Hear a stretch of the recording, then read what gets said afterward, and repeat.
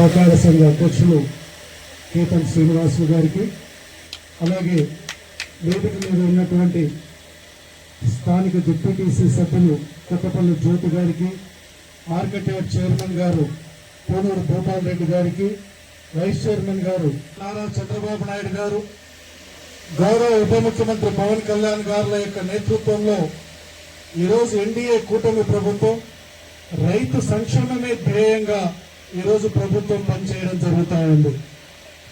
దానికి ఒక చక్కటి నిదర్శనం ఇప్పుడే చెప్పారు అగ్రికల్చర్ ఏడీ గారు.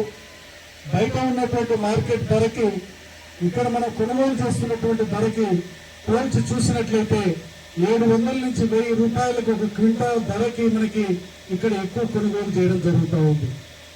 ఇదే కాకుండా ఈరోజు మన ప్రభుత్వం ఏదైతే ఎన్డీఏ కూటమి ప్రభుత్వం అధికారంలో వచ్చినప్పటి నుంచి ఒకవైపు అన్నదాత సుఖీభావ ద్వారా సంవత్సరానికి రైతుకు 20,000 రూపాయలు అందించే కార్యక్రమం దగ్గర నుంచి రైతుకి వ్యవసాయ కొరముట్లు అంటే ఒకవైపు ట్రాక్టర్లు కావచ్చు, లేకపోతే వ్యవసాయ కొరముట్లు కావచ్చు, సబ్సిడీ మీద అందించడం జరుగుతూ ఉంది.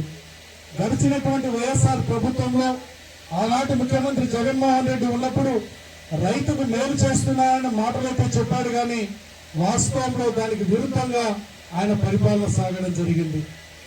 ఈరోజు మనకు చెప్తున్న దానికంటే చేస్తున్నది చాలా ఎక్కువగా చేస్తా ఉన్నారు. ఇంతెందుకు మన ముఖ్యమంత్రి గారు 2 రోజుల కిందట మార్కాపురంకి వచ్చాడు. మనం ఎప్పటి నుంచో 50 సంవత్సరాల నుంచి మనకున్నటువంటి కోరిక మార్కాపురం కేంద్రంగా పశ్చిమ ప్రకాశానికి జిల్లాను ఏర్పాటు చేయమని మనం అడిగితే జనవరి 1 నుంచి మన పరిపాలన మనం సాగించుకుంటా ఉన్నాం. పశ్చిమ ప్రకాశం వాసులం అంతటితో ఊరుకోకుండా జిల్లా ఇచ్చినంత మాత్రాన ఈ ప్రాంత అభివృద్ధి నోచుకోదు. ఈ ప్రాంతానికి సాగునీరు, త్రాగునీరు, అలాగే మనకిక్కడ పరిశ్రమలు ఇవన్నీ నెలకొల్పినట్లయితేనే ఈ ప్రాంతం అభివృద్ధి చెందుతుందని ఈరోజు అడుగులు వేగంగా ముందుకు వేయడం జరుగుతూ ఉంది. దానిలో భాగంగా వెలుగొండ ప్రాజెక్టుకు సంబంధించి 460 కోట్ల పైచులకు సంబంధించి ఏదైతే ఫీడర్ ఛానల్ మనకి 12 వారాల లోపల ఈ యొక్క కాలువను కంప్లీట్ చేసి ఆ కాలువ ద్వారా మనకి ఇప్పుడు నేను కొన్ని ప్రాజెక్టులు పెట్టుకునే ఇప్పుడు హండ్రీనివా గాలేరు నగర్ ని కంప్లీట్ చేశాను. నెక్స్ట్ నేను కంప్లీట్ చేయబోయేది వెలుగొండ ప్రాజెక్ట్ అని అసెంబ్లీ వేదికగా ముఖ్యమంత్రి గారు చెప్పారంటే మన ప్రాంత వాసుల పట్ల, మన జిల్లా పట్ల ఆయనకి ఎంత శ్రద్ధ ఉందో, ప్రజల పట్ల ఎంత ప్రేమ ఉందో దీన్ని బట్టి మనకు అర్థమవుతా ఉంది. ఇదే కాకుండా నేను నిన్న రాత్రి గౌరవ ముఖ్యమంత్రి గారు వారి దగ్గర మన యొక్క మార్కాపురం జిల్లా, ఒంగోలు జిల్లా, ప్రకాశం జిల్లా వాసులు, ఎమ్మెల్యేలు, ప్రజాప్రతినిధులు, కలెక్టర్ గారులు అందరం కూడా మేము అక్కడ ముఖ్యమంత్రి గారితో మాకు మీటింగ్ ఉన్నది.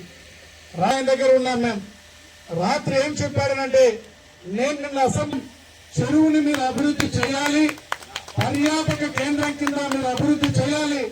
శ్రీకృష్ణదేవరాయలు గారి సతీమణి వరదరాజమ్మ గారు ఆ యొక్క ఖమ్మం చెరువుని దాదాపు 500 సంవత్సరాల కిందట నిర్మించారు అని చెప్పి మాట్లాడాం. కలెక్టర్ గారికి కూడా నేను చెప్పాను, మీరు ముఖ్యమంత్రి గారికి ఇచ్చేటువంటి ప్రాధాన్యతలో ఉన్నటువంటి అంశాలలో దీన్ని కూడా చేర్చండి అని. నిన్న నైట్ చాలా స్పష్టమైన ఆదేశాలు ఇచ్చారు.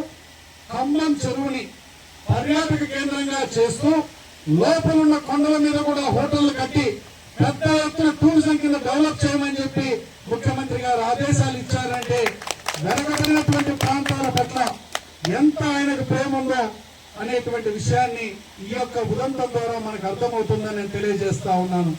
ఇది అయిపోయిన తర్వాత ఇక్కడ